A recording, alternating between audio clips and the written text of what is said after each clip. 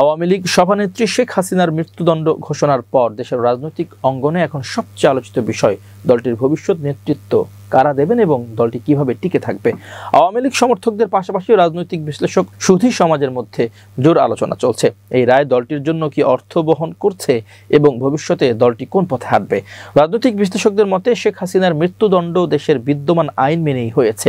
যদিও তিনি ভারতে পলাতক থাকায় রায় কার্যকর হওয়া সহজ হবে না, তবুও তার নেতৃত্বে দলটি রাজনীতির আগের মতো চলার সম্ভাবনা কমে গেছে। অনেকে এটি রাজনৈতিক মৃত্যু বলে উল্লেখ করেছেন। ইন্টারন্যাশনাল ক্রাইসিস গ্রুপ আইসিজি এক বিবৃতিতে বলেছে, শেখ হাসিনার বাংলাদেশের রাজনীতিতে ফিরে আসার সম্ভাবনা এখন খুব কম। তার নেতৃত্বে আওয়ামী লীগের রাজনীতিতে ফেরা আরো কঠিন বলে মন্তব্য করেছেন সংস্থাটি। রাজনৈতিক বিশ্লেষকরা মনে করেন, দলকে টিকিয়ে রাখতে হলে আওয়ামী লীগকে অতীত ভুল স্বীকার করে নতুন ও পরিষ্কার ভাবমূর্তির নেতৃত্ব গড়ে তুলতে হবে।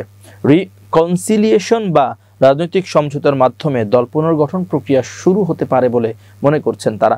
অক্টোবর মাসে রয়টার্সকে দেওয়া সাক্ষাৎকারে শেখ হাসিনা নিজেও বলছিলেন, কোনো ব্যক্তি বা পরিবার রাষ্ট্রের ভাগ্য নির্ধারণ করতে পারে না।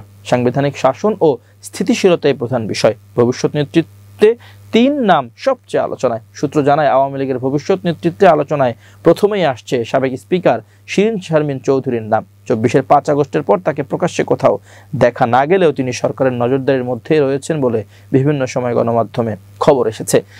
বিদ্যমান সংবিধানের মতে পরবর্তী সরকারের জন্য নির্বাচিত সংসদ সদস্যদের শপথ পড়াতে তাকে দরকার পড়তে পারে। শিরীন শারমিন চৌধুরীর পরে আওয়ামী লীগের সম্ভাব্য সাধারণ সম্পাদক হিসেবে আলোচনায় আছে ক্লিন ইমেজের অধিকারী সাবের হোসেন চৌধুরী এবং আলোচিত নেত্রী নারায়ণগঞ্জের সাবেক মেয়র সেলিনা হায়াত আইভির নাম। আইভি এখন জেলে আছেন। কয়েকটি মামলায় তার সম্প্রতি জামিন হলেও নতুন করে আরো 4 হত্যা সহ 5 মামলায় তাকে শোন অ্যারেস্ট দেখানো হয়েছে।